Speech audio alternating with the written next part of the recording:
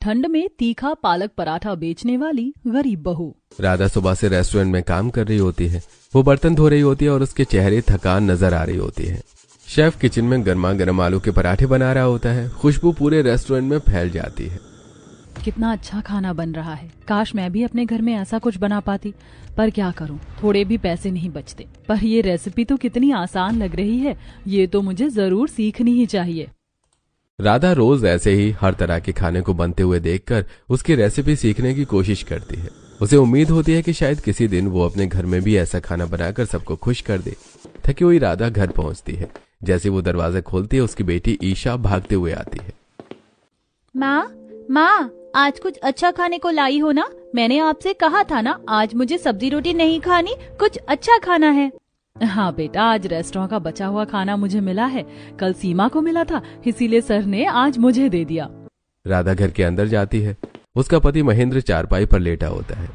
चेहरे पर कमजोरी होती है। वो कानों से ठीक तरह सुन नहीं पाता, इसलिए कई महीनों से काम पर भी नहीं जा पा रहा होता है।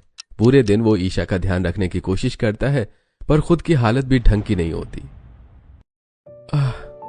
आ गई तुम? बेटा, आज तुझे बहुत याद कर रही थी और इससे तो कितनी ठंड लग रही थी। आते ही बोल रही थी कि मुझे अपनी मम्मी के पास जाना है।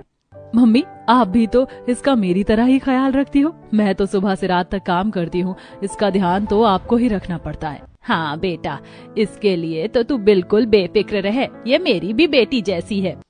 राधा खाने का डिब्बा खोलती है। सभी मिलकर खाना खाने बैठ जाते हैं। थोड़ी देर के लिए घर का दुख भूलकर सबकी आंखों में सिर्फ सुकून दिखता है। लो, मैं आपकी दवाई भी ले आई हूँ। रोज समय पर दवाई लेना, ये पूरे 1 महीने की दवाई है। ये सब काम मेरा होना चाहिए था, पर तुम कर रही हो। अब छोड़िए भी ये सब बातें, क्या फायदा। आप बस अपनी सेहत का ध्यान रखिए, हमें अभी बहुत कुछ करना है मिलकर। अगली सुबह जल्दी उठकर राधा घर से काम पर निकल जाती है। सर्द हवाएं तेज तेज चल रही होती हैं। रास्ते में गांव की कुछ औरतें तसले में लकड़ियां जलाकर हाथ सेक रही होती हैं। राधा तेज कदमों से उनकी तरफ से गुजरती है। जैसी राधा आगे बढ़ती है, पीछे से उसकी बातें शुरू हो जाती हैं। देखो बेचारी, रोज सुबह सुबह मर्दों की तरह घर से निकल जाती और शाम को लौटी है। हाँ, पति इसका बीमार रहता और बेटी बेचारी बिना माँ के पल रही है। पूरा दिन दादी के पास ही रहती है। और उसकी दादी भी तो उसे क्या क्या बेकार बातें सिखा देगी, बच्ची भी खराब हो जाएगी। अरे मेहनत तो करती है, पर फिर भी बेचारी का गुजारा नहीं हो रहा। क्या फायदा ऐसे काम करने का। राधा सब सुन लेती है, लेकिन रुकती नहीं। उसकी आंखों में हल्की नमी और कदम लड़खड़ाने लगते हैं। पता नहीं लोग अपने काम से काम क्यों नहीं रखते। दूसरे के घर में टांग अड़ाने की क्या जरूरत है।